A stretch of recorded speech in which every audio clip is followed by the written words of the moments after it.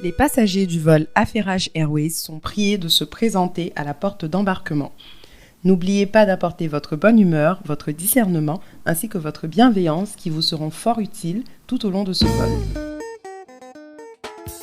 Bonjour et bienvenue à bord de votre nouvelle compagnie aérienne préférée, Affairage Airways. Je suis Aïssata. Moi, c'est Laurence. Et bienvenue dans votre deuxième épisode. Yeah.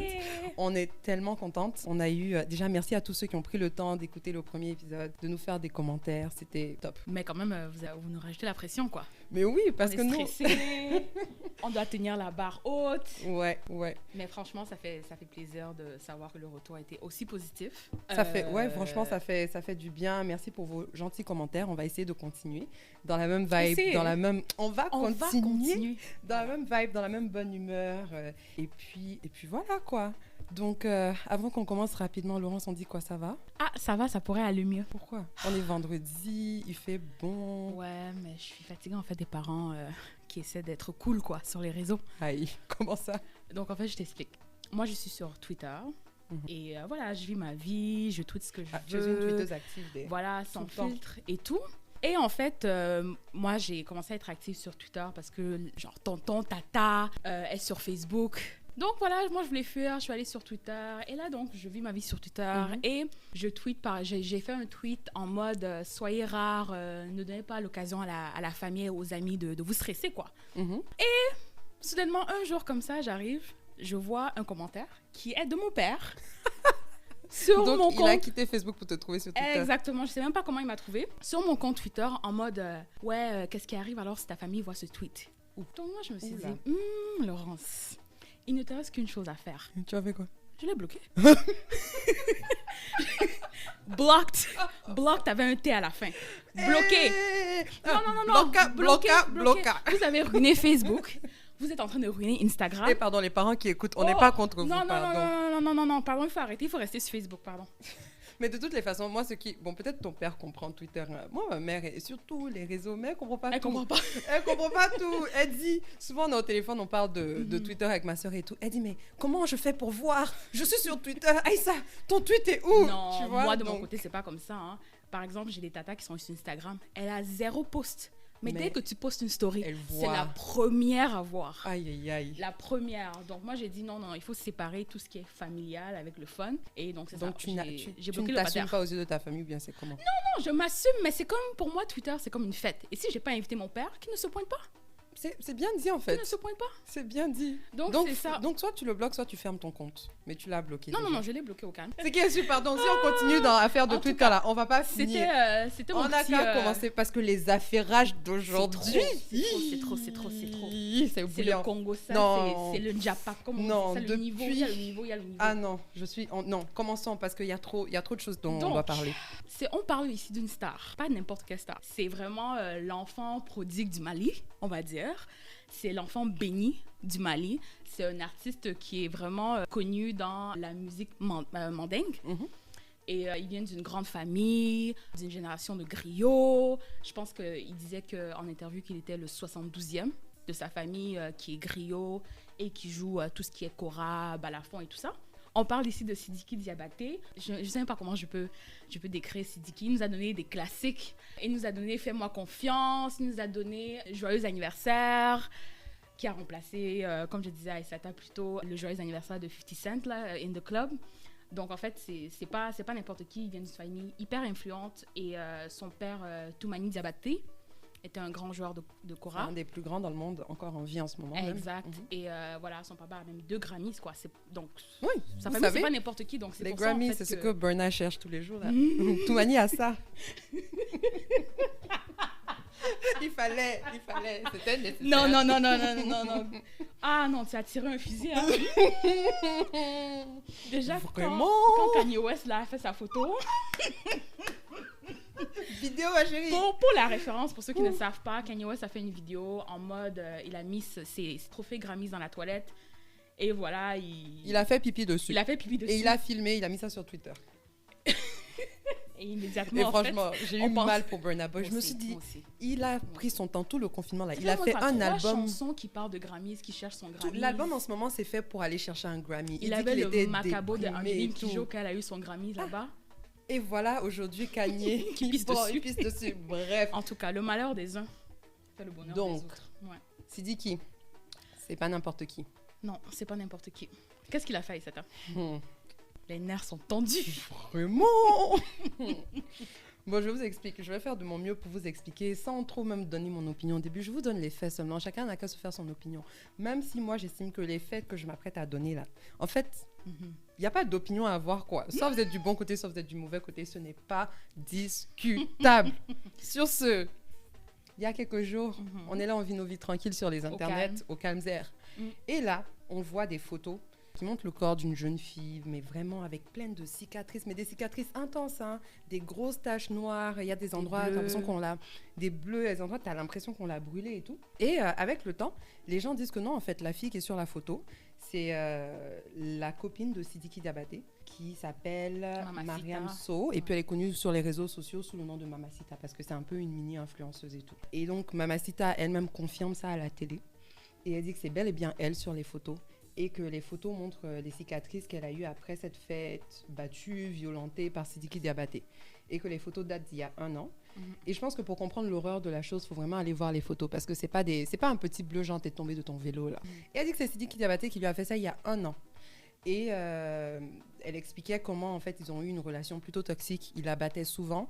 Elle pensait que c'était lié à la jalousie. Donc, elle se sentait un peu aimée par le fait qu'il soit jaloux. Et elle se disait que ça allait passer. Et il lui promettait que peu importe ce qui se passera, il va l'aimer pour toujours. Donc, c'est pour ça qu'elle supportait. Exact. L'enfermer à la maison. Et elle dit qu'elle s'est faite séquestrer à la maison pendant 2 mois et qu'elle a pu s'enfuir quand la personne qui la surveillait était distraite. Elle dit qu'il la tapé avec la rallonge. Après, il y a des sources un peu moins vérifiées, je tiens quand même à préciser, qui ont dit qu'il a déjà essayé de rouler sur elle avec sa Range Rover et qu'il y avait des gens qui étaient là, qui voyaient, qui disaient rien. Et le pire dans tout ça, c'est que en général, son entourage était au courant. Donc, c'est connu. Personne n'était étonné lorsqu'elle a sorti cela parce que tout le monde savait. Après qu'elle ait confirmé que c'était bel et bien elle sur les vidéos, sur les photos, que c'est Sidiki qui lui a fait ça.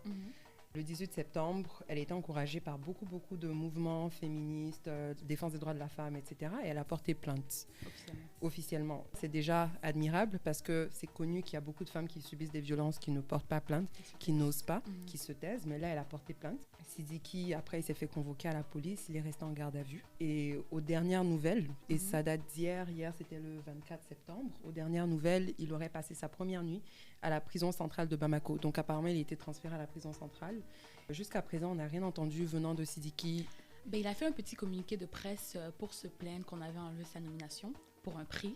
Il n'a pas adressé la victime. Il a dit que c'était des rumeurs par rapport à lui pour détruire sa réputation et que le prix ou la compagnie, en tout cas, qui l'accusait, que la compagnie devait s'excuser auprès de lui. Voilà, il Donc, est le malade. Seul moment où il s'est vraiment prononcé par écrit, en tout cas, où son équipe, comment il s'appelle? L'équipe s'appelle Diabaté Music. Oui, c'est le nom de son label un peu. Oui. Exact. Donc, c'est le seul moment où ils se sont vraiment prononcés sur la question.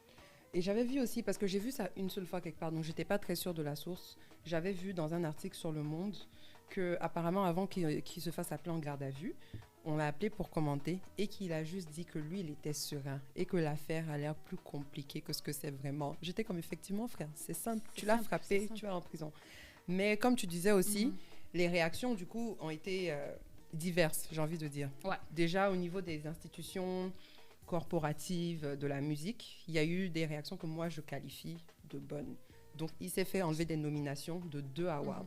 Le prix MUD et Afrima Award, qui ont fait des communiqués pour dire qu'ils sont contre les violences contre les femmes, etc. À cause de toutes les allégations qui ont eu lieu, il enlève. Ensuite, il y a le label Universal Music Africa, qui a annoncé qu'ils allaient suspendre toute collaboration avec Sidiki jusqu'à ce qu'un jugement soit rendu, parce que ce sont des allégations qui sont quand même graves. Bon, j'avais l'impression quand même que, peut-être que je me trompe et que j'ai oublié, mais j'ai l'impression que c'est quand même une des premières fois où, face à un aussi grand problème, des compagnies prennent une position aussi ferme sur le continent africain. Ça m'a même surpris, en fait. Moi, j'ai quand même aimé la position de Universal dans la mesure qu'on suspend jusqu'à ce qu'il y ait jugement. Parce que, en fait, Mamacita, moi, je la crois. Elle avait justement l'air d'une femme qui a vraiment souffert et qui veut se libérer, quoi. Et en termes de Sidiki, le fait qu'il ne parle pas directement à la victime ou ne s'excuse pas, il n'adresse rien, en fait. Mais il est gonflé, ce gars. De façon concrète. Ça le rend coupable, en fait. S'il va venir s'exprimer, la moindre des choses serait qu'il dise soit no comment, je ne vais rien dire, soit je n'ai rien fait, ou juste s'excuser par respect, mais venir juste parler de ton prix. Un prix qui a... Enfin, c'est pas les Grammys, quoi. Bon, c'est pas les Grammys, mais j'ai quand même envie de dire, on est en train de créer nos propres prix. Ça va prendre de la valeur un peu. Mais c'est pas les Grammys. Parce que là, c'était mon côté un peu activiste. Je dis non, il faut que c'est nous qui donnons la valeur. Je te regardais seulement parler. Non, mais parce que je pense qu'au bout d'un moment donné, c'est nous qui donnons de la valeur à nos prix qu'on a. Donc, il faut que les artistes un peu se détachent de cette envie d'avoir des Grammys, des Oscars, etc. Et puis se disent mais de là à valoriser le prix plus que la victime. C'est ça. Et même si c'était un Grammy, en fait, ouais, on s'en fout. Et puis quoi? On s'en fout. C'est une victime qui parle. Bon, donc ça, c'est déjà ça. Après, maintenant, les réactions sur les internets. Ah, ça. Déjà, et c'est pour ça que je tenais vraiment à expliquer qui est Sidiki et sa famille, en fait, parce que c'est une famille influente que les gens admirent. Et je me disais, en fait, que dès que l'histoire est sortie, moi, je suis allée regarder les commentaires et c'était en mode « Ah, mais qu'est-ce que Mamacita a fait pour qu'on la frappe ?» Je me dis, mais vous êtes normaux? Mais ça même... Oui, on peut se demander, vous êtes normaux, mais j'ai l'impression même que c'est quand même connu dans certaines sociétés où quand on frappe une femme, c'est « Mais elle a fait quoi ?» Ouais, mais je me dis, avec les photos qu'on a vues et la gravité de ses blessures, je ne sais pas s'il y a quelque chose que quelqu'un peut faire pour justifier en fait ce genre de comportement. C'est vrai. Donc ça, c'est la première chose. Donc j'ai vu ça revenir assez souvent. Les gens disaient que, oh, peu importe ce qui se passe, tu vois, tu es notre star, on va te supporter. C'est tous des héros. Tu es l'enfant béni. Oh, flemme. Moi, j'ai vu, moi-même ceux qui m'ont choqué, ce sont les aigris. Parce que je dis, mais donc on est assis ici tous ensemble. Il y en a, ils sont aigris. Ceux qui disent que... Ah non, mais vous n'avez pas dit, vous les filles, que vous aimez les gars riches, vous aimez sortir avec les stars, que voilà ce qu'on vous fait. J'ai dit, mais toi, parce qu'il n'y a aucune go qui te veut, tu viens, tu nous fatigues, va chercher ta go au lieu de nous fatiguer. Oh, il est là dans le désert, dans le célibat, il nous fatigue, mais il y avait beaucoup, et c'était que des gars qui disaient ça. Ah ouais? Que vous n'avez pas dit, vous aimez les gars riches. Voilà maintenant qu'il y a des gars bien ici. Voici les retombées, il y a des gars bien ici qui vous attendent. Et puis bon, j'ai vu d'autres choses aussi qui m'ont choquée, mais aussi qui reflètent aussi la réalité des mentalités, qui montrent qu'il y a beaucoup de travail à faire. Il y avait des gens qui disent, oui, mais on parle de violence conjugale, là. Si vous n'êtes pas marié, est-ce qu'on peut considérer que c'est violence conjugale? J'ai dit, on a frappé la go, quel que soit le contexte, on l'a frappé. C'est les violences basées sur le genre, donc que ce soit conjugal, que ce soit... Et je dis, ton argument n'est pas valide, mauvais débat, hors sujet. Après, il y avait... Et moi encore... Les gens sont ouf. Les gens sont ouf. Les aigris ont fait leur retour parce qu'elle s'appelle Mamacita parce qu'elle est connue sur les réseaux sociaux. Elle fait beaucoup de TikTok. Donc, il y a des gens qui ont fait ressortir ces TikTok qui disent que, ouais, si elle mettait la même énergie qu'elle met dans ces TikTok-là, si elle mettait cette énergie pour défendre les droits de la femme, pour dénoncer les violences faites aux femmes, on irait beaucoup plus loin. Je dis, mais de quoi tu parles? De quoi parle l'auteur? Et elle a porté plainte déjà dans le contexte dans lequel elle est. En tout cas, c'est énorme. C'est énorme, en fait. C'est énorme. Contre une star, parce qu'elle peut facilement se faire écraser, hein, sa réputation. Mais elle se fait même déjà écraser. C'est ça, en fait. Et il paraît qu'elle reçoit beaucoup de menaces. Ça me surprend pas. Mais ça me surprend pas. Et puis, comme tu disais tout à l'heure, on a expliqué qui était Sidiki pour une raison. Il y a une famille extrêmement influente. Exact. Et une des raisons pour lesquelles, en tout cas selon les internautes, une des raisons pour lesquelles il ne s'était pas fait prendre jusqu'à présent, c'est parce qu'il était quand même lié à l'ancien pouvoir en place. Il avait des liens avec les gens dans le gouvernement de Ibeka, l'ex-président, qui s'est fait enlever après un coup d'État. Donc, c'est quand même audacieux pour une fille comme Mamacita de venir porter plainte. Surtout, ce qu'on n'a pas précisé, c'est que Mamacita, elle, ne vient pas d'une grande famille. Exact. Et ça fait partie des raisons pour lesquelles Sidiki Diabaté avait autant d'emprise sur elle. Elle est orpheline. Elle n'est même pas 100% malienne. Elle est moitié malienne, moitié guinéenne. Elle n'a pas beaucoup de famille au Mali. Apparemment, elle vivait chez sa grand-mère. Elle a fui pour aller vivre chez Sidiki. Donc, elle n'est même plus en très bon terme avec sa grand-mère. Elle n'a personne. Et elle vient d'une famille qu'on peut appeler modeste. Genre... Donc, venir, toi, te lever en tant que petite personne, j'ai envie de dire, pour te battre d'une famille modeste, pour te battre contre les plus grands du pays. 70 générations de griots, de Cora, non. Et puis, on se connaît en Afrique. Enfin, quel que soit le pays, même Afrique, aux États-Unis, quand tu te mets contre une famille puissante, tu sais très bien que tes chances de gagner sont faibles. Et c'est pour ça que je trouve assez surprenant, en fait, tout le boycott qu'il y a autour de Sidiki, en fait, parce que je me dis, waouh, il s'est fait arrêter aussi rapidement dans le contexte dans lequel on est, et je me dis c'est presque trop facile, je sais pas, et je me dis est-ce que oui je crois qu'elle dit la vérité, mais est-ce qu'il y a un autre complot à part? J'ai jamais vu en fait un truc du genre qui prend de l'ampleur rapidement comme ça. Et je disais même à Aïssata que quand je suis retournée sur la page Spotify de Sidiki pour voir ce qu'il avait sorti en fait comme son récemment, et son dernier son datait de juin, qui s'appelait Conscience tranquille, dans lequel, en fait, il sous-entendait que peu importe ce qui se passe, lui, il a la conscience tranquille, il n'a rien à se reprocher. Donc ça, c'était juin, comme si c'était une prémonition, ou bien est-ce qu'il savait que l'histoire allait sortir éventuellement? Je sais pas, on dirait qu'il y a quelque chose dans cette histoire. Juste quelque chose. Genre, c'est trop facile. Bon, je sais pas. À part si vraiment nos sociétés évoluent à ce point, mais... Ouais, il faut qu'on croie un peu à l'évolution de temps en temps, même si je suis un peu pessimiste. Donc moi, de mon humble avis, j'ai l'impression qu'ils font juste du bruit maintenant pour calmer en fait les gens qui se plaignent. Ça m'étonnerait que Sidiki soit condamné, qu'il parte passer des années, etc. en prison. Même s'il est condamné, je pense qu'il va payer la caution ou quoi que ce soit pour sortir. Mais j'ai l'impression que si les autorités font du bruit maintenant pour dire qu'on va l'arrêter, on se charge de tout ça, ça va un peu calmer les gens. Et le problème avec la société d'aujourd'hui, c'est qu'une fois qu'on est calmé, qu'on a l'impression qu'on s'occupe des choses, on passe à autre chose. Ouais. On ne va plus regarder le cas Sidiki Diabaté. Donc ça se trouve dans 2 semaines. Le verdict. Non. Dans 2 semaines, à part les activistes qui se sont vraiment engagés dans cette cause, l'avocate de la dame et tout le reste, on aura oublié. Il y aura moins de pression sociale. Ils pourront peut-être le libérer. Ça, c'est moi. Ouais. Mais je pense aussi que quand toute la question de Sidiki, le boycott est arrivé initialement, avant même que, on va en parler plus tard, mais avant même que Oumou Sangaré ne sorte ou que la sœur de Sidiki ne sorte pour défendre son frère, moi, ma première réaction, c'est OK. Il y a en fait un petit aspect de justice sociale ici où, en fait, oui, on la croit, mais en même temps, ce serait bien qu'il puisse donner son point de vue sur la question et aussi qu'il passe, en fait, à travers un processus. Laurence. Sidiki a eu la chance de s'exprimer. Il est venu nous parler du fait qu'on l'a enlevé de Afrima ou bien Primud. Prenons-nous au sérieux. Exactement. Il a eu sa chance pour s'exprimer. Oui, mais j'ai essayé de pousser la réflexion plus loin. Je me suis dit, s'il sortait aujourd'hui, là, et il disait qu'il est désolé, qu'il ne va plus jamais faire ça. Genre. Justement, c'est que en fait, il est déjà boycotté. Et moi, j'aime croire que quand quelqu'un fait quelque chose de mal, une fois que c'est reconnu qu'il a fait quelque chose de mal, quelles sont les étapes que la personne peut faire pour se faire pardonner? Et on ne parle pas nécessairement du public, hein. Ça peut être aussi auprès de Mamacita directement. Moi, je me suis demandé, en fait, concrètement, là, maintenant, on attend quoi de Sidiki? De mon point de vue, en ce moment-là, je n'attends rien de lui. J'attends de la justice malienne. Exact. Ils n'ont qu'à mettre ce gars-là en prison. Ils n'ont qu'à le faire payer d'une manière ou d'une autre. Bien évidemment. Après ça, maintenant, c'est ça. C'est la moindre des choses, ça aurait été déjà de reconnaître le mal qu'il a causé. Et je trouve qu'en s'exprimant publiquement, en parlant uniquement de la nomination et en faisant abstraction de ce qu'il a fait à la fille, c'est déjà un manque de respect et c'est un manque de considération. Pour moi, ce que moi j'entends, c'est je n'ai pas fait de mal à qui que ce soit. Ça, c'est un petit problème. Voici, moi, j'ai mes vrais problèmes, les problèmes de nomination. Donc déjà, ça, c'est problématique. Mais je pense que première étape, c'est la reconnaissance du mal qu'il a causé. Je suis d'accord. Deuxième étape, c'est... Souvent, quand tu fais du mal aux gens, il faut accepter qu'on va te détester à un petit moment. Non, ça... Il y a rien parce qu'il n'y a rien qu'ils puissent faire concrètement.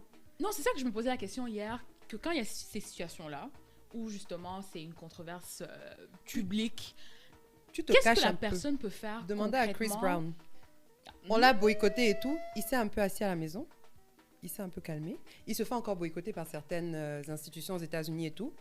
Mais il s'est un peu caché quelques jours et tout. Enfin, quelques mois, quelques années. Et puis, il est revenu. Je veux pas être cette personne, mais je crois que ce qui a aidé Chris Brown aussi, c'est son talent et sa beauté. Et son light skin. Désolée, sa peau claire. Parce que je trouve qu'il y a des... Comment tu es arrivée là-bas? Il y a des artistes qui peuvent s'en sortir avec certains comportements. Et moi, je trouve pas ça OK. Hein, parce que justement, Chris Brown, moi, jusqu'aujourd'hui, j'ai la discuté avec lui. Genre, les gens chantent ses chansons, quand il sort ses albums, vous partagez, machin. Pourquoi? J'aimerais savoir, pourquoi tu dis vous partagez? Tu m'as jamais partagé l'album de Chris Brown? Donc, quand il fait ses nouvelles chansons là-dessus... Je connais même pas les nouvelles chansons de Chris Brown. Je stream 1-2 chansons, mais est-ce que je partage? Et c'est toujours toi qui es sur Twitter en train de dire Tory Lanez. Mais tu stream Chris Brown. Pour vous donner du contexte, rapidement, parenthèse très rapide. Tory Lanez, artiste américain, a tiré sur une autre artiste américaine qui s'appelle Megan Thee Stallion. Il a tiré sur Lago. Lago est venu sur les réseaux sociaux et a dit que c'est lui qui a tiré. Lui, il ne s'est pas exprimé. Hein. Il s'est tué pendant des semaines. Et puis, il est venu hier sur les réseaux nous dire que non, il n'a pas fait... Il a sorti un album. Il a sorti un album. Le manque de respect. Il a sorti un album. Donc, il a utilisé la situation pour sortir un album où il dit qu'il n'a pas fait. Et Laurence vient s'asseoir devant moi, en tout cas devant son clavier, elle écrit sur Twitter là-bas qu'on n'a qu'à écouter le côté de l'histoire de Tory Lanez. Mouf! Il n'a qu'à s'asseoir, se taire. L'essentiel, c'est de reconnaître Chris Brown a reconnu. Est-ce que Chris Brown est un Non, je suis pas en train de défendre Chris Brown. C'est pourquoi c'est différent pour Chris Brown? Parce que Chris Brown, il ne pouvait même pas nier. Pourquoi? Parce qu'il a frappé Rihanna après les Grammys. Oui. De un, ils ont fait un accident qui a été reporté à la police. Et de deux, quand ils se sont fait arrêter, on a pris des photos de Rihanna directement. Donc, il y avait personne dans la voiture. L'opportunité de nier. C'était pas la même situation. Donc, lui, il pouvait pas se permettre de nier. Mais en tout cas, dans le cas de Tory Lanez, dans l'histoire, la façon que c'est raconté par les deux, il y a beaucoup de trous. Moi, je crois que Meghan dit la vérité. Mais si Tory Lanez veut donner son point de vue sur ce qui s'est passé, il a le droit. Encore une fois. Et Sidiki il a le droit. Il pourrait. Qu'est-ce que Tory Lanez a fait? Il a sorti un album. Peut-être c'est sa façon de communiquer. Rien à foutre. Ce n'est pas sa façon de communiquer. Laurence, j'ai enlevé ma veste. Tu es en train de m'énerver. Ce n'est pas quelqu'un qui... Chaque artiste, en fait, je ne sais pas si c'est un artiste qui est très, très éloquent parce que quand il Je m'en fous de son éloquence. Il rappe, il fait les quarantine radio. Je ne crois pas qu'il va s'asseoir en interview. Si tu ne peux pas, si même... Là, on rentre dans la culture américaine. Non, allons-y. Si même R. Kelly a pu s'asseoir devant Gayle, même s'il a foutu l'interview en l'air, mais si lui-même il a pu s'asseoir pour venir essayer de s'exprimer sur ce qu'il a fait, Tory Lanez peut le faire. Je sais pas si tu as bien suivi la carrière de R. Kelly, mais il a eu sorti plusieurs sons où il adressait en fait beaucoup de controverses avant de s'asseoir. Juste pour clarifier là, donc c'est commun en fait que les artistes font ça. Je ne soutiens pas ça. Okay. Je crois que chacun a sa façon de faire. Donc, Meghan, par exemple, elle a jugé que, OK, moi, je veux faire un live pour m'exprimer, justement, parce qu'il y avait beaucoup de gens qui la traitaient de menteuse, chose que moi, je trouvais tellement ridicule que pourquoi tu vas mentir là-dessus? Mais en même temps, en regardant la culture rap et Hollywood en général, ça, c'est en excluant le fait que c'est une femme noire, hein. Juste en regardant Hollywood, les scandales qui se font créer et qui sont fake. Il y en a beaucoup. Il y a rien à dire. Il y en a beaucoup. Mais on ne dit pas que c'est le cas de Megan Thee Stallion. Mais tout ce que je suis en train de dire, c'est juste qu'il faut laisser aux gens l'opportunité de s'exprimer, de se défendre. Je suis 100% d'accord. Et je pense que les gens, en tout cas les gens qu'on a cités pour l'instant, ont eu les opportunités de le faire. Ils n'ont pas utilisé les moyens les plus efficaces qui pourraient nous donner envie de les écouter. En tout cas, moi, je n'ai pas écouté son album. Je n'écoute pas Chris Brown. Pas Tory Lanez. Quoique une fois que mais je dois quand même venu en concert à Montréal, Chris Brown, et je suis presque partie. Ah, donc c'était la dernière fois. C'était la dernière fois. Et en plus, tu vois, il n'avait pas les papiers, comme il avait un dossier criminel. Ah, mais oui, moi aussi, j'avais un ticket pour ce concert. Oups, je me rappelle. J'étais jeune, innocente, stupide. Mais tu vois, si, par exemple, le cas de Chris Brown se serait passé aujourd'hui, dans l'ère où on est de boycott, moi, je ne crois pas qu'il aurait survécu. Hein. Non, il n'aurait pas survécu. Parce qu'on est dans une ère vraiment où tu fais quelque chose et puis on se débarrasse de toi. Ça fait peur, ça, quand même. Ça fait peur parce que l'être humain, je ne dis pas que l'être humain doit être violent, mais l'être humain de nature est imparfait. Et on doit donner l'opportunité aux gens de... De faire quoi? S'il te plaît, exprime-toi. De... Cherche tes mots bien. On doit donner l'opportunité aux gens d'avoir une deuxième chance. Maintenant, il y a des circonstances durant lesquelles ou pendant lesquelles on ne peut pas pardonner, mais je crois quand même que les gens doivent s'exprimer et les gens doivent être donnés l'opportunité de essayer d'être une meilleure personne en fait, parce que sinon le monde va où là? Personne n'est parfait, donc. Personne n'est parfait, mais on s'entend quand même qu'il y a des gens qui commettent des atrocités. Oui, mais en encourageant les gens en fait à s'améliorer, ce n'est pas qu'on cautionne nécessairement leur comportement. Non, c'est pas ça qu'on est en train de dire. Okay. De toute façon. Ce qui est sûr, moi je pense que pour commencer, il faut déjà que les gens aient l'humilité, la vulnérabilité de venir pouvoir s'asseoir, dire j'ai fait n'importe quoi. Exact. Et si on revient au cas de Sidiki, ça fait peut-être à peine 1 semaine et demie, 10 jours que l'histoire a été révélée au grand public. Mais je trouve ça quand même choquant que comme il ne s'exprime pas, et les gens qui viennent s'exprimer, il y a quand même des proches à lui qui sont venus s'exprimer. Première personne qui s'est exprimée, Oumou Sangaré. Oumou Sangaré, c'est qui? Elle nous a donné Moussoulou, elle nous a donné Seya. C'est une des plus grandes artistes mandingues du moment. Elle a gagné aussi un Grammy Award. Enfin, de notre génération, j'ai envie de dire. Même avant qu'on soit nés, quoi. Oui, de notre ère. Elle est aussi issue d'une famille de griots. Elle est incroyable musicalement. Mais vraiment, Tanti Oumou est venue nous mettre la Encore une fois, les tatas. Elle nous a mis la honte quand elle s'est exprimée sur le cas de Sidiki Diabaté, parce que la go, excuse-moi, c'est la tanti. Elle est censée être respectable. Elle a pris... Elle s'est assise devant caméra pour se filmer, pour dire que non, c'est vrai qu'il ne faut pas faire du mal aux femmes et tout, elle est contre les violences contre les femmes. Mais Sidiki, c'est son enfant. Sidiki ne savait pas ce qu'il faisait, il était innocent, il a fait une erreur. Que Mamacita, c'est pas l'enfant de quelqu'un, quoi. Tu vois, non. Jean Mamacita, c'est pas l'enfant de quelqu'un. Et qu'on n'a qu'à lui pardonner. Je dis, mais tante, tu penses pas que c'est un peu trop tôt pour que toi, du haut de ton haut niveau, tu viennes t'asseoir ici nous dire qu'on doit pardonner Sidiki parce que c'est un enfant? Sidiki Diabaté, vous voyez, il a 28 sa tête ans. Là, il ressemble à un enfant. Il a 28 ans et lui-même a un enfant. Ah ben voilà. Donc si on est assez âgé pour avoir des enfants, on n'est pas enfant. Et puis il est loin d'être un enfant. Vraiment. Quand tu peux frapper quelqu'un comme ça, là, c'est que tu n'es pas enfant. Exact. Donc déjà ça, problématique. Après, il y a sa sœur à lui qui vient s'exprimer sur le sujet. Entre-temps, lui, il fait quoi? Peut-être qu'il était déjà en garde à vue en ce moment-là. Sa sœur vient s'exprimer. Alors elle, elle est folle. Elle dit que... Tout ça là, on vous explique, on nous a traduit ça du Bambara parce que moi, je fais honte à mes origines. Je ne parle pas du là, je ne parle pas Bambara, même si je devrais. Mais en tout cas, on est déjà à l'épisode 2. On fait affaire à des traductrices professionnelles. Hein. Professionnelles, l'affairage est trop, quoi. On n'est pas n'importe qui. On est des affairés de qualité quand même. Ah, ça, Bambara en français, quoi. Ah, mais oui, on a des traductrices à travers le monde. Mais tout ça pour dire qu'elle dit que elle, Mamacita, donc la victime dans l'histoire, que Mamacita Sidiki a nourri, blanchi, logé Mamacita, et que c'est comme... Ah, ma chérie, blanchi. Et que c'est comme ça que Mamacita le remercie en le mettant dans la honte. Et que genre, quand il a frappé Mamacita là même là, est-ce qu'il a frappé devant la porte de son père? Que non, c'est dans la maison où on l'a logé là qu'on l'a frappé, que donc de quoi Mamacita vient se plaindre? Mais c'est une dinguerie. Incroyable. Je ne... Et donc... Regarde les gens avec qui on partage la planète. Ah. Je suis dépassée. Et donc, c'est quand même problématique parce que tu vois ça, tu te dis, mais en fait, il n'y a personne qui est sur la bonne page, quoi. Il n'y a personne qui est capable de dire... Soit, en fait, dans la vie, moi, je pense que c'est ça. Souvent, il faut savoir, une force dans la vie, c'est de savoir quand se taire. Parce que Dieu ne nous a pas tous fait intelligents. Il y en a, ils sont bêtes. Il y en a, ils sont cons. Quand tu es con, tais-toi. Parce que là, elle n'aide pas son frère. Quand tu es con, tu sais pas que tu es con. C'est ça le problème. Et tu ouvres ta bouche au hasard. Et le pire, c'est que genre, tu sais, tu as quand même la présence d'esprit d'allumer ta caméra, de faire une vidéo que tu dis que tu vas publier pour défendre ton frère. Mais ce que tu fais, c'est que tu l'enfonces encore plus. Tu confirmes des trucs qui n'étaient même pas confirmés. Et en plus de ça, elle a menacé en fait Mamacita en disant que si tu continues comme ça, tu auras la difficulté à dormir le soir, que je vais te marabouter, quoi. Donc non seulement on frappe l'enfant d'autrui, après quand elle essaie de se défendre... On dit qu'elle est chez ton papa, on t'a frappé. En mode que voilà, tu n'étais pas marié, on t'a pas frappé devant quelqu'un d'important, on va dire, mais devant une figure parentale, mais franchement, c'est du n'importe quoi. Non, c'est vraiment du gros n'importe quoi. Cette histoire-là, c'est en fait, à mes yeux, c'est un rappel de la situation dans laquelle on est sur le continent, en fait. Parce qu'on est là, souvent on s'oublie, on dit que ouais, droit des femmes, droit de ci, droit de ça. On pense qu'on est dans des niveaux de mentalité qui sont quand même évolués.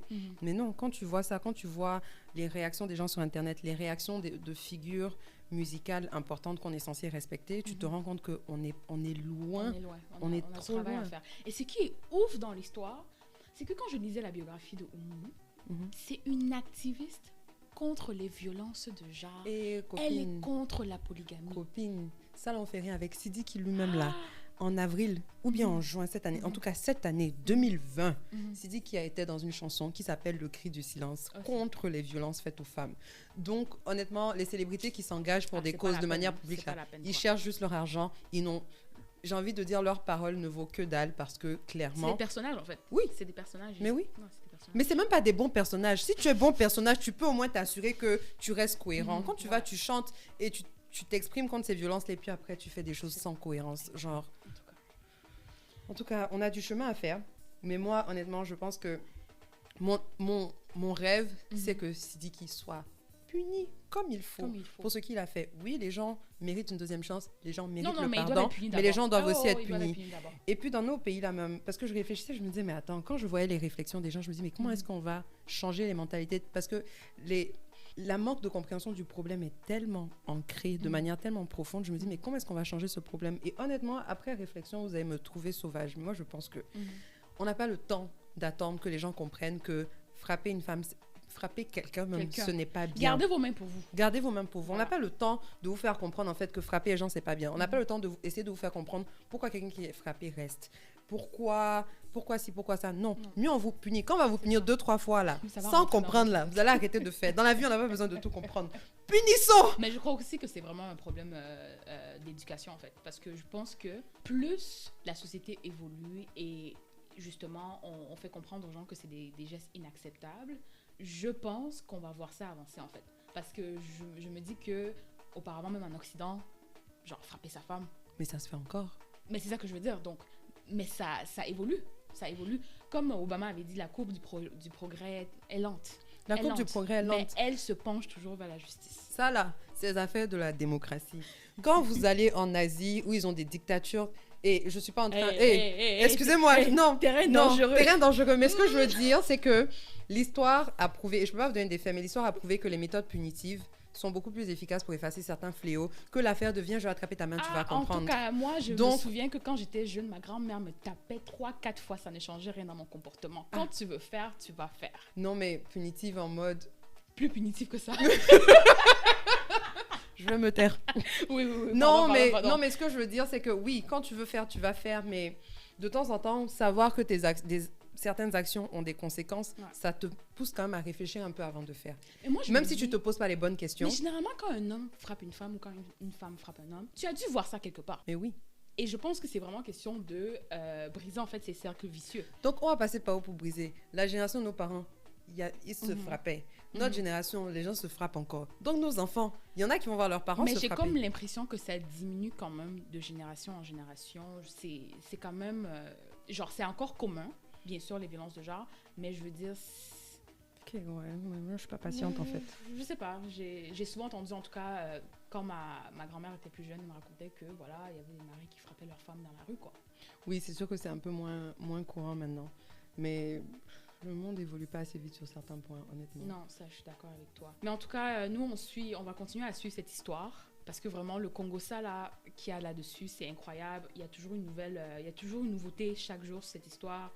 Et pour Mamacita et franchement, toutes les femmes qui vivent des histoires comme ça, on est avec vous, hein. On est avec vous, c'est pas facile. Et on vous encourage aussi à parler et vraiment aller chercher les ressources, en fait, pour passer au travers de ça. Tu t'imagines, par exemple, pour quelqu'un comme Mamacita qui a traversé ça, qui était peut-être délaissé dans l'enfance, le trauma de ça, en fait. Je te jure. C'est incroyable. Ça fait beaucoup. Donc vraiment, à toutes les femmes qui vivent ce genre de violence, on vous encourage autant que possible à essayer de trouver des organismes où vous pouvez trouver des gens à qui vous confier, etc. Après, vous verrez si vous voulez prendre des démarches judiciaires et tout, mais il y a de plus en plus d'organismes dans tous les pays qui aident les femmes dans ce genre de situation. Et les hommes, hein, parce qu'il y en a et aussi les hommes qui aussi. Et les hommes. Et puis voir le cas de Mamacita et de Sidiki Diabaté en ce moment, ça donne un peu d'espoir. Ça montre que si on peut mettre Sidiki Diabaté en prison, peut-être que le gars du quartier là aussi peut être mis en prison. Et donc j'espère que ça encourage en tout cas d'autres personnes à libérer un peu la parole et puis à trouver de l'aide si possible. En parlant des femmes justement, on a une boss qu'on a perdue récemment, Ruth Bader Ginsburg, qui était, vous avez sûrement entendu parler de cette histoire. Elle était une juge à la Cour suprême des États-Unis de août 93, genre avant ma naissance. Avant même que j'étais une pensée, quoi. Quoique. Bon. On sait pas. Donc, c'est ça. Donc, elle était juge à la Cour suprême de 93 jusqu'à 2020, jusqu'à son décès. Mais attends, Laurence. Donc, la dame, elle a travaillé jusqu'à ses 87 ans. Elle était encore juge à la Cour suprême? Oui, bien sûr. Mais donc, dans nos pays africains, pourquoi quand les gars veulent être président à 86 ans, on se plaint? Être président et être juge, c'est différent. Bah, c'est quand même des généralement, niveaux quand tu es d'autorité. juge à la Cour suprême, en fait, c'est assigné jusqu'à la vie, jusqu'à la fin de ta vie. Oui, mais tu n'es pas censé exercer jusqu'à la fin de ta vie. Bien évidemment. La retraite, c'est comment? Bien évidemment. En tout cas, dans le cas de Ruth Bader Ginsburg, pour ceux qui ont écouté même certains de ses documentaires, elle allait au gym. Hein? Elle allait au gym, elle avait un trainer, elle faisait de la boxe. Puis franchement, c'est quelqu'un qui avait beaucoup de résilience parce qu'elle a, pendant sa carrière de 93 à 2020, elle a eu plusieurs fois des peurs de cancer, elle a été malade, elle a fait des chutes.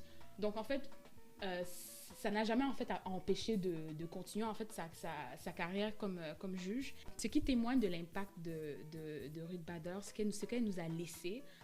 Déjà, elle s'est battue pour les droits reproductifs de la femme. Donc, quand vous êtes sur Instagram en train de dire « mon corps, mon choix », là, c'est elle la fondation de ça.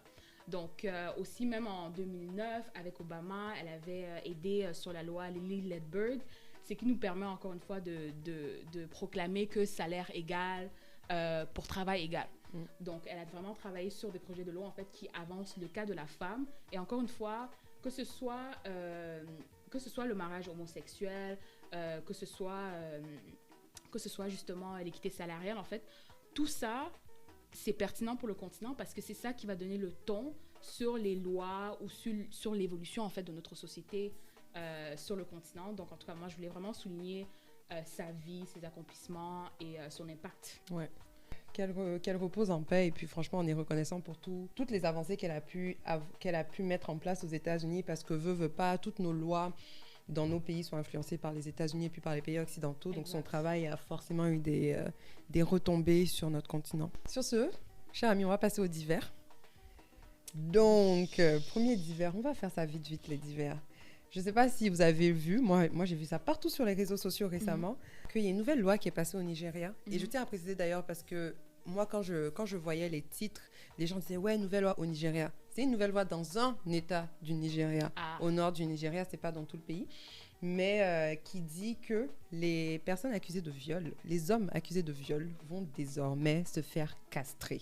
Et pour les femmes, est-ce que les femmes, oui, pour les femmes aussi, il y a quelque chose. Donc, les femmes accusées de viol vont avoir leurs trompes de Fallope qui sont enlevées.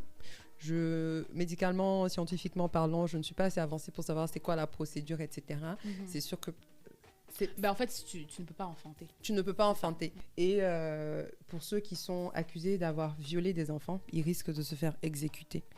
Donc, c'est plutôt intense. C'est dans un état qui s'appelle Kaduna, c'est au nord du Nigeria. Et le nord du Nigeria est quand même connu pour être un peu plus conservateur que le reste du pays.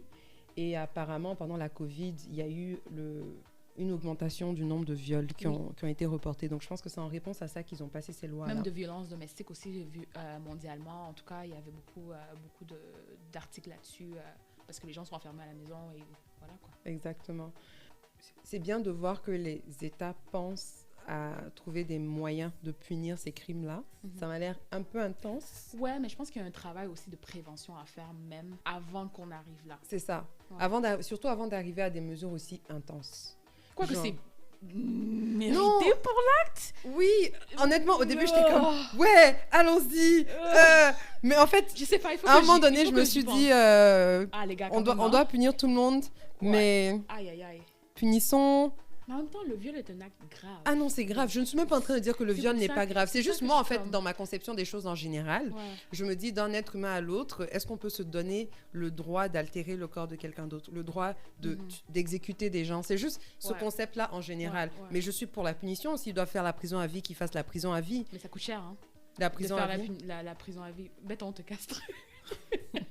Les amis, passons seulement au prochain sujet. Pas ça là, c'est territoire dangereux. Vraiment. Ok, le prochain divers.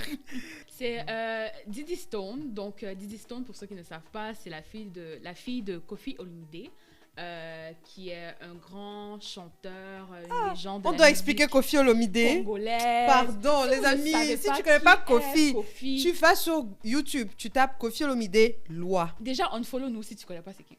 Pardon, follow nous. Mais tu tapes Koffi Olomide, loi. Ta vie va changer. Donc, c'est ça. C'est un des acolytes de Papa Wemba et tout ça. Le roi de la rumba congolaise. Et en fait, c'est ça. Donc, Diddy Stone, qui est, comme je disais plus tôt, la fille de Koffi Olomide. Elle est aussi mannequin, influenceuse, jet-setteuse, porteuse de grosses marques. Une belle femme. Liolago est jolie. Hein. Elle est magnifique. Elle est magnifique. Elle a annoncé qu'elle était ambassadrice de L'Oréal Paris. Et au lieu de la féliciter, les gens commencent à la traiter de menteuse. Que wesh. Il y a des aigris, wesh. Je te jure. En mode, en fait, elle ne dit pas la vérité. Et apparemment, il y a eu des rumeurs comme quoi certains internautes seraient allés jusqu'à appeler L'Oréal Paris, le bureau de L'Oréal Paris, pour vérifier que Diddy Stone est bel et bien ambassadrice pour L'Oréal Paris. Donc moi, je trouve ça vraiment exagéré. Tu vois, c'est pour ça que l'Afrique ne peut pas avancer. Je te dis. On est là, on vous dit, gérez-vous, apprenez à défendre les droits de la femme, faites ci, faites ça. Non, vous avez le temps d'appeler L'Oréal Paris. Vous avez les unités d'appeler L'Oréal Paris. Et ce qui m'a même fait rire, c'est qu'en fait, j'ai regardé son compte Instagram de Diddy Stone rapidement, là, et c'est une go qui porte les grandes marques. Mais oui. Tu vois? Donc... Quand L'Oréal Paris, qui vend L'Oréal, les mascaras à $8, les fonds de teint à $20, être ambassadrice de ça, là. Elle est pour les Balenciaga, les Gucci. Genre, pourquoi vous la croyez pas? Non, moi, je pense que les gens sont des jaloux, des aigris. Et c'est dommage quand même. C'est dommage qu'une femme de son niveau ait une si belle opportunité et qu'au lieu de la célébrer, les gens cherchent à la dénigrer et à la descendre. Parce que c'est une chose de ne pas croire quelqu'un me prendre ton téléphone pour dire tu vas appeler pour prouver que c'est faux. Frère, trouve-toi une vie. Trouve-toi des problèmes, des objectifs. Que les gens appelaient pour les avertir. Est-ce que vous savez qu'il y a quelqu'un qui est en train de dire qu'elle est ambassadrice? Mais pourquoi vous défendez les intérêts de L'Oréal Paris? Genre, ils n'ont pas des gens qui les gèrent, mais trouvez-vous des vies. Les gens n'ont pas assez de problèmes. Et en fait, c'est ça. Donc, comment ça a terminé? C'est que L'Oréal même a commenté en fait sur son post quand elle annonçait qu'elle était égérie pour la féliciter. Ah, ben voilà. Donc pourquoi ils sont allés douter? Ça a reconfirmé en fait le fait que, voilà, c'était véridique ce qu'elle disait. Donc, en tout cas, dans la vie, là, il faut juste féliciter les gens et passer. Quoi. Mais comme petite parenthèse, qui n'a rien à voir avec Diddy Stone, mais qui a à voir avec son papa, lui aussi, en termes de violence faite aux femmes. Alors, j'ai envie de dire que Koffi Olomide, il en a tellement fait qu'il y a des pays dans lesquels il n'a pas le droit d'entrer. Donc, si vous habitez en Occident, oui, et que vous voyez que Koffi ne vient pas en concert, c'est parce qu'il n'a pas le droit d'entrer dans certains pays. Tellement ce monsieur a fait tout et n'importe quoi. Et toi, tu disais aux gens d'aller sur YouTube regarder Loa. Aïssata, il faut le boycotter aussi. Voilà. Et c'est justement là que moi et Aïssata, on débattait plutôt. Est-ce qu'on doit séparer l'artiste de son œuvre? En théorie, j'ai envie de vous dire non. On ne doit pas séparer l'artiste de son œuvre parce que, veut pas, en consommant l'œuvre de l'artiste, on lui lui donne en fait ce qui lui permet de perpétuer certaines bêtises qu'ils font. Mais en même temps, on leur donne l'argent. J'ai envie de dire qu'un artiste n'est pas artiste tout seul. Il y a toute une industrie, toute une équipe derrière. Oui. Et pourquoi cette équipe devrait être punie en fait pour ce que l'artiste a fait? C'est valide, c'est valide, le débat est valide. Et puis même moi-même, je te dis, oui, on ne devrait pas séparer et tout, mais j'avais même oublié que j'étais censée cancel Koffi. J'avais même pas pensé au fait que Koffi Olomide, même je devais l'enlever. Tellement... Parce que si on ouvre cette porte, en fait, nos artistes préférés sont tous tourmentés. Tous. Ouais. Tous. C'est justement ça qui donne le goût à leur musique, bizarrement. Donc ils n'ont qu'à continuer de faire n'importe quoi. Non, c'est pas ça que je suis en train de dire, mais c'est que l'art... Voilà. J'avoue que ceux qui n'ont pas quand ta vie est trop belle, là, tes chansons sont pas bonnes. Regardez le dernier album de Dadju. Désolée. Genre, il a la vie trop belle, mais Dadju, il a vécu beaucoup de choses aussi. Oui. Non, il a vécu beaucoup de choses. J'ai envie de dire que le dernier album d'Alicia Keys, quoi. Tu sens que la vie dose. Quand ton artiste souffre là, les sons sont bons. Ouais, mais est-ce que tu peux souffrir sans forcément faire souffrir les autres? C'est ça. C'est ça le truc. Exact. C'était parenthèse. Ma chérie, viens, on continue dans les divers. Donc, on avait aussi DJ Cuppy et justement, durant notre premier vol, on a parlé de son album et elle avait posté une photo récemment sur les réseaux sociaux où on la voyait, elle et sa sœur, devant trois voitures, disons qu'on ne voit pas tous les jours. C'est 3 Lambo. Non, c'est des Ferrari. Excuse, Ferrari. Et nous, c'est quand on n'a pas l'argent, toutes les voitures là, c'est les mêmes choses. Portofino. Mais bon, il faut préciser que... 210 000 $ chaque. DJ Cuppy. C'est une même très bonne transition. Parce que DJ Cuppy, avant de venir sur les Ferrari, DJ Cuppy, c'est la fille d'un des plus grands milliardaires au Nigeria. Ouais. Et justement, les gens trouvent que sa musique n'est pas si bonne. Il y a beaucoup de gens qui trouvent que la musique de DJ Cuppy n'est pas si bonne. Donc, j'ai envie de dire peut-être qu'elle n'a pas assez souffert. Elle n'a pas assez souffert. Et j'ai essayé de le dire la dernière fois. J'étais comme, mais l'album était OK. C'est pas au niveau de Pato Ranking et de Adekunle, mais c'est parce qu'elle n'a pas assez souffert. Hein. Mais Davido aussi, c'est le fils d'un millionnaire. Mais c'est vrai. En tout cas, on revient sur DJ Cuppy. Le papa a l'argent. Il a pris ses 3 filles pour aller magasiner. Ça. Et puis, ils sont sortis du shopping avec quoi? Une Ferrari chacune. J'ai dit, vous, quand vous partez faire shopping avec vos papas, vous revenez avec quoi? Un McDo chacun. Les chaussures de Walmart. Non, mais moi, ce que j'aime quand même, c'est que j'adore voir des femmes africaines qui vivent dans le luxe, quoi. Ah non, mais oui. On n'est pas tous venus, par exemple, d'un milieu modeste. Et voilà, si tu es né dans l'argent, ben... Ma chère, vis ta vie, en fait. Vis ta vie comme tu l'entends. Et moi, j'ai trouvé ça beau à voir. Franchement, je les ai regardées. J'ai dit, les filles, profitez de vos Ferrari. C'est ça. Montrez les photos, mettez-les partout. Moi, même quand j'aurai la mienne, je vais mettre la photo partout. Et en plus, je me dis, bon, c'est un cadeau de ton père, tu vois, donc c'est... Et si papa peut se le permettre? C'est ça. Parce qu'on n'a pas le même pouvoir d'achat. Ah, ça. Ça part on n'a pas le même pouvoir d'achat. Pantoute. Sur ce, on va passer au dernier divers. On va essayer de faire ce divers-là vite, parce que je sais que si Laurence et moi, on se laisse, on va parler de ce divers pendant longtemps. C'est qui est su. Le buzz vient d'une publicité qui a été faite par Orange. Donc Orange, c'est un opérateur mobile qui est présent en France et puis dans beaucoup de pays d'Afrique francophone. Mais la pub n'était pas en France, c'était où? La pub a été faite dans mon pays. Chez vous? Le meilleur des pays. Meilleur, l'unique, débattable, l'incomparable, débattable. la Côte d'Ivoire. Ah, il camerounaise refoulée. Ma chère, Faut admettre.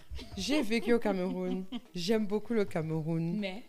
Mais il n'y a rien qui peut battre la Côte d'Ivoire. Sinon, c'est que tu es déjà allé en Côte d'Ivoire? Non, pas Ok, encore. donc quand tu vas partir, on se rappelle. Inch'Allah, un Ce jour. qui est sûr, la publicité d'Orange, c'était une publicité pour Orange Money. Donc Orange Money, c'est un moyen d'envoyer, de recevoir des fonds avec son numéro de téléphone. Et la publicité d'Orange Money dit « Chaque femme mérite de se réveiller avec un dépôt d'Orange Money. » Ah oui, oui.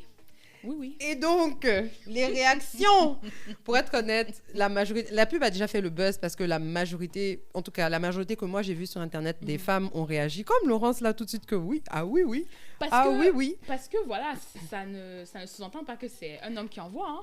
Ma Ça peut chérie, être une autre justement, femme, ça peut on être en ma tata. arrive. Ça peut être ma tata qui m'envoie Et des il y a j'ai envie de dire, une fine minorité de personnes qui se sont quand même fâchées par rapport à cette publicité parce qu'elles disent pourquoi est-ce que la pub dit chaque femme mérite de se réveiller avec un dépôt d'Orange Money. Et d'après elle, c'était une publicité qui était sexiste et une publicité qui renforçait en fait le fait que la femme est toujours en position de recevoir et qu'elle attend l'argent de l'homme, tu vois.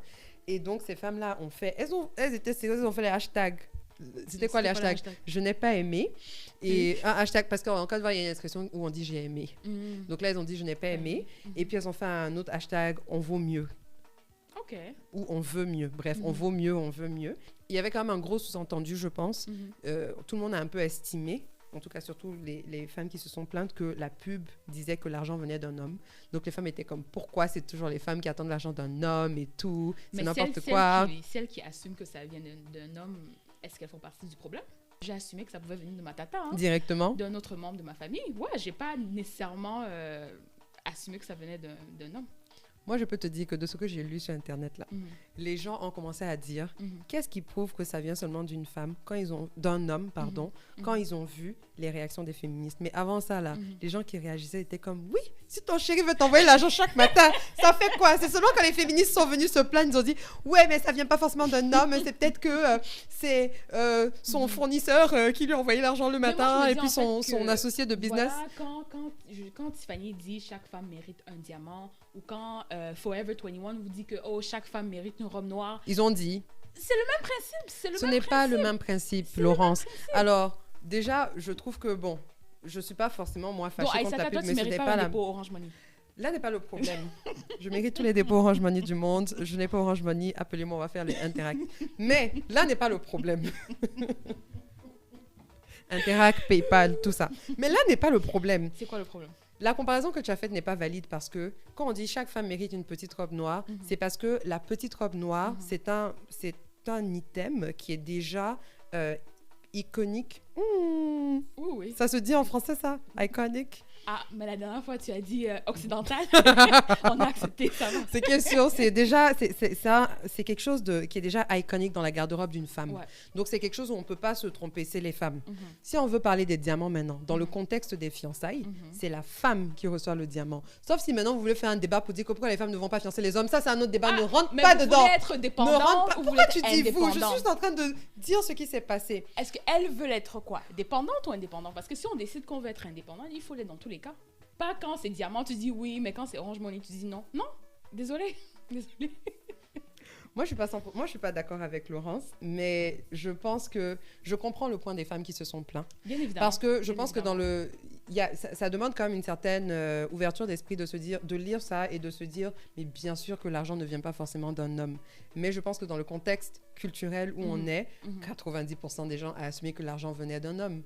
Donc, je peux comprendre que certaines personnes ne soient pas contentes parce qu'on est là dans une société où on est en train de pousser les femmes à être indépendantes, à avoir leurs propres moyens financiers pour qu'elles ne se retrouvent pas demain dans une situation contraignante où elles se forcent à rester parce qu'elles ne peuvent pas gérer, parce que chaque matin, elles attendent l'Orange Money de leur gars.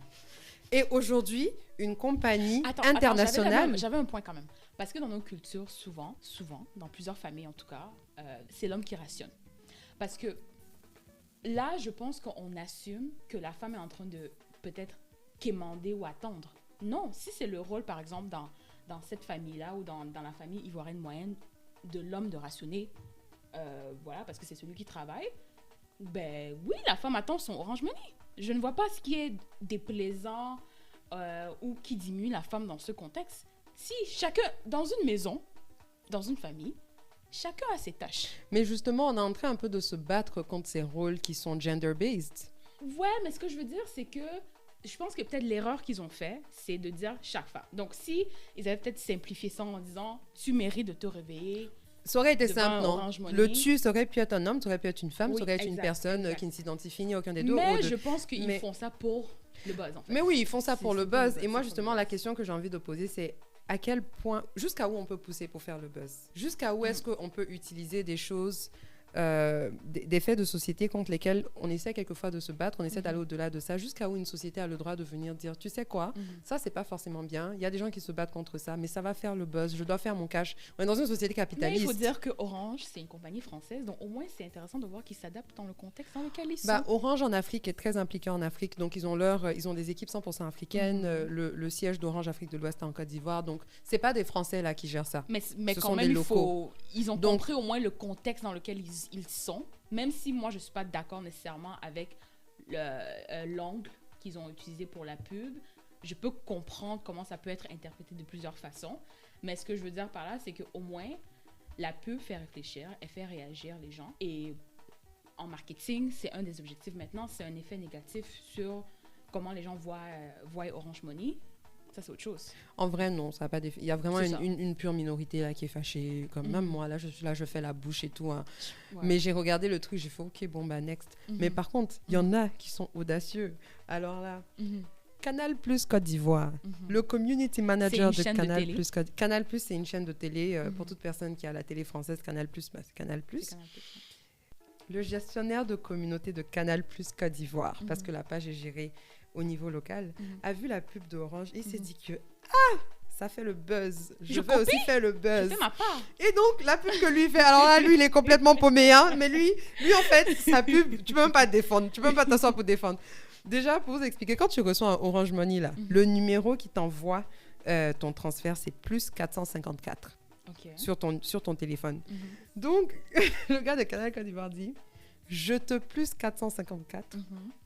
454. Dit comme ça, tu te dis, mais de quoi parle l'auteur? Qu'est-ce que c'est? Sur le bouquet Canal, la chaîne 454, c'est la chaîne d'Orcel, qui est la première chaîne de pornographie africaine. C'est français. Dorcel, c'est pas africain? Non, Dorcel, c'est français. Hein. Voilà. Dorcel, c'est français. C'est comme un Playboy. Dorcel TV Africa. Ah, peut-être ils ont un bureau. C'est qu'ils ont fait leur version africaine. Regarde, il est en train de nous blaguer ici. Mais Dorcel, c'est français, c'est l'équivalent de Playboy, mais en France. Ah, ok. Donc, en gros, Dorcel TV Africa, c'est ça ce qui est sur la chaîne 454. Site, hein. Juste pour ce podcast. À des fins de recherche. À des fins de recherche. Et ça, quand même, on s'entend que c'est problématique. Tu dis, je te plus 454. Donc, on se 454. C'est-à-dire que donc, je t'envoie l'argent. Mais bien sûr, je t'envoie l'argent et puis on va faire ce qu'on fait sur 454. On va faire du sale. Ah là là. Okay. Mais c'est problématique. Bon, ça, c'est problématique. Parce que là, les gens étaient comme, mais de quoi tu parles? Là, ça, c'est de la prostitution. Et les gens étaient comme, mais il est où le... Enfin, il y en a qui ont emmené pas loin, mais qui ont dit, mais est-ce que ça sous-entend maintenant que quand un homme envoie de l'argent à une femme, ça veut dire que ça doit finir en 454? Non, mais allô? Non, cet épisode doit s'appeler 454. Les gars, on va appeler l'épisode 454. Mais je tiens quand même à vous dire qu'il a supprimé ça vite. Hein. Moi-même, quand je suis allée chercher... les gens ont pris les screenshots. Moi-même, j'ai le screenshot. Alors... J'ai pas pris le screenshot, j'ai pris le screen que quelqu'un d'autre a pris parce qu'ils ont vite enlevé ça. Et c'est là, justement, où je te dis, OK, Orange, on peut débattre, c'est du bon marketing. Ça, c'est limite. C'est-à-dire que toi, on t'a payé, tu viens, tu t'assois, tu fais n'importe quoi devant ton ordi. Bon, moi, par nature, moi, j'aurais trouvé ça drôle, mais je ne pense pas que je suis le public de Canal+. Je pense que c'est une chaîne quand même familiale, on va dire. En fait, c'était au nom du bouquet Canal+, donc toutes les chaînes. C'est le bouquet, c'est le satellite et tout. C'est pire, ça s'adresse à tout le monde. Et puis, quel que soit en fait à qui ça s'adresse, ça ne devrait s'adresser à personne de dire que je t'envoie l'argent et puis en 454. Non, mais je veux dire, si c'est en... Je sais pas comment il a communiqué. Est-ce qu'il y avait des emojis pour sous-entendre que c'était une blague? Pas emoji, On ne blague pas avec ça.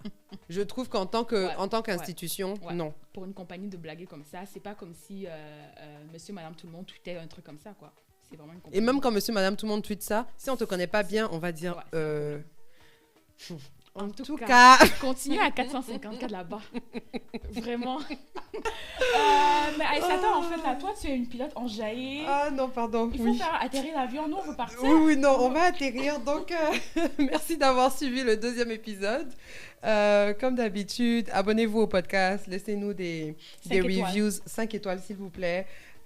Abonnez-vous aussi sur nos réseaux sociaux. Vous pouvez nous trouver sur Instagram et sur Facebook au nom de Affairage Airways.